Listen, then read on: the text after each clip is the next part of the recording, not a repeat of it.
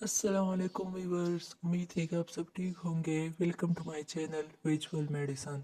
और आज का जो हमारा टॉपिक है वो है हाइपोनेट्रीमिया।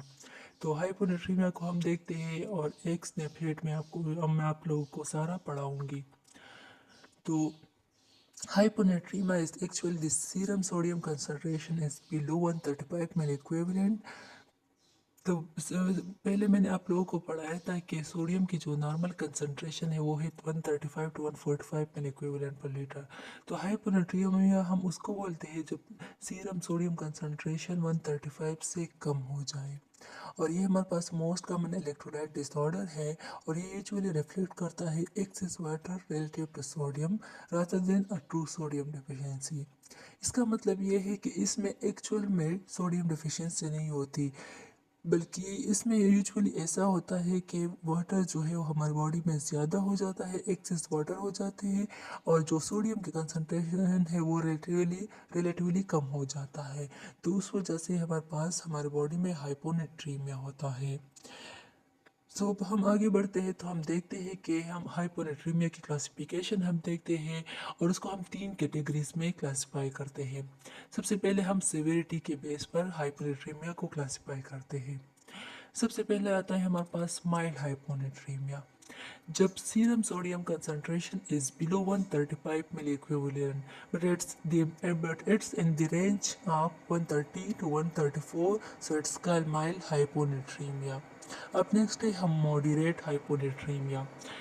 जब सीरम सोडियम की कंसंट्रेशन 130 से कम हो जाए और 125-129 के रेंज के बीच में आ जाए तो उसका हम मॉडरेट हाइपोनेट्रीमिया बोलते हैं।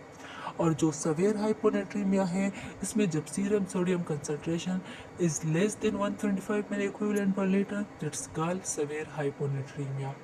और नेक्स्ट जो हमारे पास कैटेगरी आती है क्लासिफिकेशन ऑफ हाइपोनेट्रीमिया वो है on the basis of duration. If the hyponatraemia last for less than 48 hours, so it's called acute hyponatremia.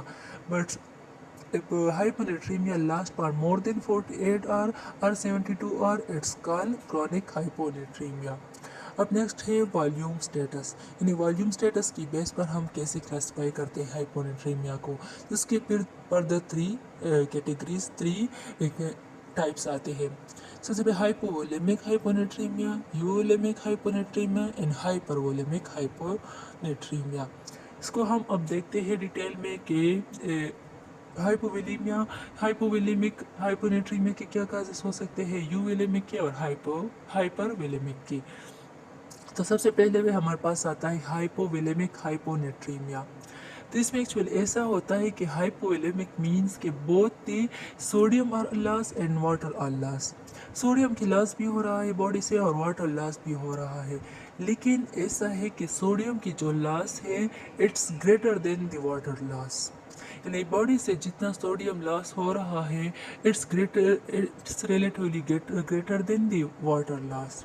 यानी रिलेटिवली ये ज़्यादा लॉस हो रहा है सोडियम का वाटर से। So that's why body can go to hyponatremic hypovolemic hyponatremic state. अब उसके काजेस क्या हो सकते हैं हाइपोवेलेमिक हाइपोनेट्रीमिया के। तो उसके टू टाइप्स ऑफ काजेस हैं। यानी इसके काजेस को हम फर्दर टू क्लासेस में क्लासिफाई करते हैं। तो सबसे पहले जो हमारे पास आता है एक्स्ट्रा रीनल काजेस और दूसरा है रीनल काजेस। तो जो रीनल काजेस है मीन जो किडनी की प्रॉब्लम की वजह से हाइपोवोलेमिक हाइपोनेट्रीमिया होता है। तो इसमें हमारे पास थायराइड डायूरेटिक्स आते हैं, मिनरल कॉर्टिकॉइड डिफिशियंसी आती है यानी एल्डोस्टेरोन की डिफिशियंसी आती है जिसे हम एडिसन डिजीज़ भी बोलते हैं।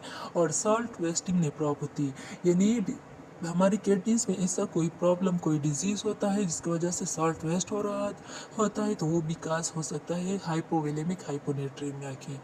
और जो एक्स्ट्रा रीनल काजेस है इसमें हमारे पास फिर वॉमिटिंग आता है, डायरिया है, बर्न्स है, एक्सेस स्वेटिंग है, थर्ड स्पेस लॉसेस है यानी पेंक्रेटाइटिस जैसे हो गया, बॉयल ऑब्स्ट्रक्शन हो गया। तो ये सारे एक्स्ट्रा रीनल काजेस है। अब हम डिफ्रेंशिएट कैसे करते हैं एक्स्ट्रा रीनल और रीनल कासेस में। जब हमारे पास हाइपोवोलेमिक हाइपोनेट्रीमिया होता है तो उसको हम यूरिनरी सोडियम की बेस पर क्लासिफाई करते हैं। ये बात बहुत इंपॉर्टेंट है, आप लोग अपने साथ नोट कर लीजिएगा कि यूरिनरी सोडियम की बेस पर हम इसकी क्लासेस को हम क्लासिफाई करते हैं। For example urinary sodium it's more than 20 millimole पर लीटर, तो इसका मतलब है कि कोई रीनल काज नहीं है, यानी कोई रीनल काज है, यानी urinary sodium is greater than 20 mol, तो ये रीनल काज है। मतलब जो सोडियम और वाटर लॉस हो रहा है वो थ्रू द किडनी हो रहा है बॉडी से। और दूसरा जो है urinary sodium is less then 20 millimole पर लीटर, तो इसका मतलब है कि बॉडी से किडनीज के थ्रू लॉस नहीं हो रहा, बल्कि जो एक्स्ट्रा रीनल काजेस है वो हो सकते हैं हाइपोवोलेमिक हाइपोनेट्रीमिया के काजेस में। अब नेक्स्ट हमारे पास आता है हाइपोवोलेमिक। तो हाइपोवोलेमिक हाइपोनेट्रीमिया, इसका मतलब है कि यूवोलेमिक मतलब ट्रू सोडियम कंसंट्रेशन। बॉडी में जो सीरम सोडियम की कंसंट्रेशन है वो नॉर्मल है, लेकिन बॉडी में एक्सेस वाटर रिटेंशन हो रही है, जिसकी वजह से वॉल्यूम की कंसंट्रेशन जो है वो रिलेटिवली कम शो हो रहा है। तो इसको हम बोलते हैं यूवोलेमिक हाइपोनेट्रीमिया।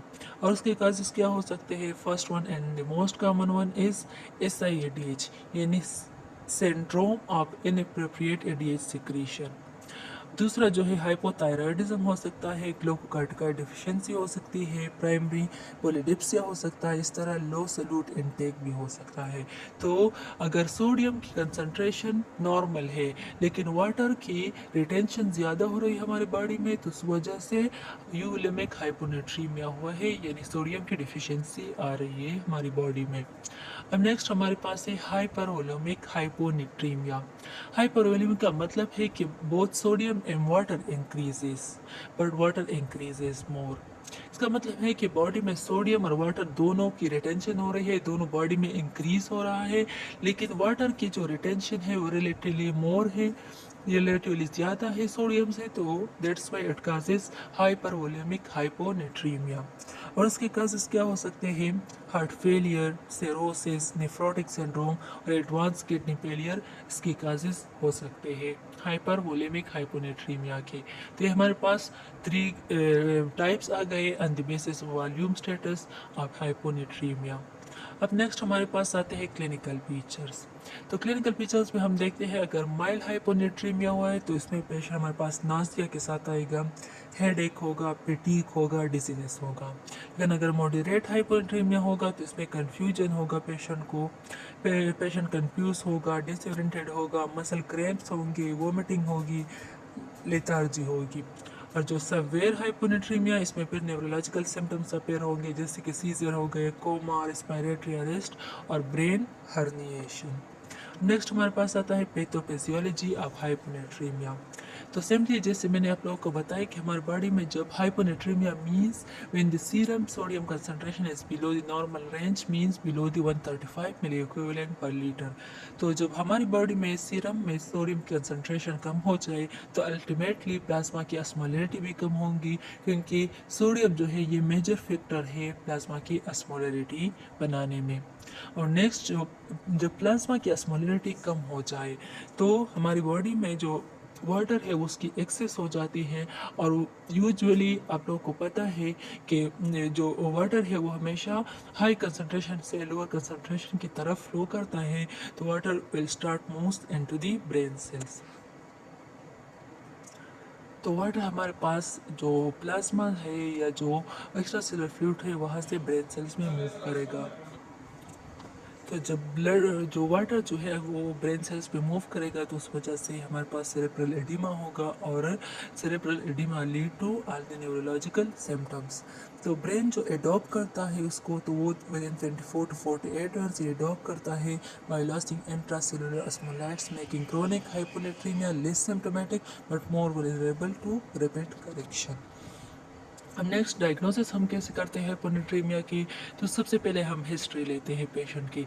हिस्ट्री में हम फ्लूइड इनटेक के बारे में पूछते हैं कि आया वो नॉर्मल है या कम हुआ है। इस तरह वोमिटिंग के बारे में पूछते हैं, डायरिया के बारे में, ड्रग हिस्ट्री लेते हैं कि या डायूरेटिक्स के जो पेशेंट है वो डायूरेटिक्स पे है या नहीं। SSRI का पूछते हैं जो एंटी डिप्रेसिव ड्रग्स है। इस तरह हार्ट, लिवर, किडनी डिजीज़ के बारे में पूछते हैं कि आया पेशेंट को कोई क्रोनिक हार्ट डिजीज़, लिवर या किडनी डिजीज़ तो नहीं है। इस तरह एंडोक्राइन डिसऑर्डर्स के बारे में भी हम पूछते हैं। एग्जामिनेशन पे हम क्या देखते हैं, एग्जामिनेशन पे यूजुअली हम वॉल्यूम स्टेटस को असेस करते हैं कि हमारी बॉडीज़ में या पेशेंट की बॉडी में वॉल्यूम की स्टेटस क्या है। तो उसके लिए हम अगर हाइपोवोलीमिया होगा तो हमें ड्राई म्यूकस मेम्ब्रेन नज़र आएगा और हाइपोटेंशन होगा, यानी BP लो होगी पेशेंट की। अगर यूवोलेमिक हाइपोनेट्रीमिया होगा तो वो एग्जामिनेशन में नॉर्मल होगा। अगर हाइपरवोलेमिक हाइपोनेट्रीमिया होगा तो इस पेशेंट में हमें एडीमा नज़र आएगा और एसाइटिस भी हो सकते हैं। अब जब हम इन्वेस्टिगेशंस करते हैं तो कंफर्म करने के लिए कि ये हाइपोनेट्रीमिया है या नहीं, तो इसमें सबसे पहले हम सीरम सोडियम करते हैं। इस तरह इसके बाद सीरम ऑस्मोलिटी करते हैं, फिर यूरिन ऑस्मोलिटी करते हैं। इस तरह यूरिन सोडियम भी करते हैं, रीनल फंक्शन टेस्ट करते हैं, ब्लड ग्लूकोज चेक करते हैं, थायराइड फंक्शन टेस्ट कर सकते हैं अगर कोई एंडोक्राइन यानी थायराइड का प्रॉब्लम हो। इस तरह मॉर्निंग कॉर्टिसोल भी चेक कर सकते हैं अगर एड्रिनल इनसफिशिएंसी काज है हाइपोनेट्रीमिया की। तो ये सारे टेस्ट हम करवाते हैं। फिर इसके बाद हम ट्रीटमेंट पे आते हैं। तो ट्रीटमेंट में सबसे पहले हम देखते हैं अगर माइल्ड हाइपोनेट्रीमिया है और पेशेंट एसिम्प्टोमेटिक है तो इसमें हम इसमें हम क्या करते हैं, इसमें हम अंडरलाइंग काज को ट्रीट करते हैं, फ्लूइड के रिस्ट्रिक्शन करते हैं स्पेशली इन SIDH।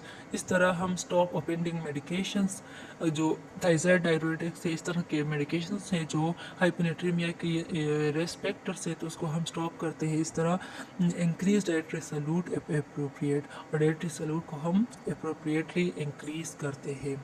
इसके बाद अगर पेशेंट जो है वो सवेयर हाइपोनेट्रीमिया के साथ आया है और पेशेंट जो है सिम्टोमेटिक है यानी सीजर, कोमा, सवेयर कन्फ्यूजन है, तो फिर उस कंडीशन में हम हाइपरटोनिक सोल्यूशन देते हैं, यानी 3% हाइपरटोनिक सेलाइन हम पेशेंट को देते हैं। फ्रिक्वेंट सोडियम मॉनिटरिंग करते हैं साथ में, usually within 2 to 4 hour initially, और क्लोज न्यूरोलॉजिकल ऑब्जर्वेशन भी रखते हैं।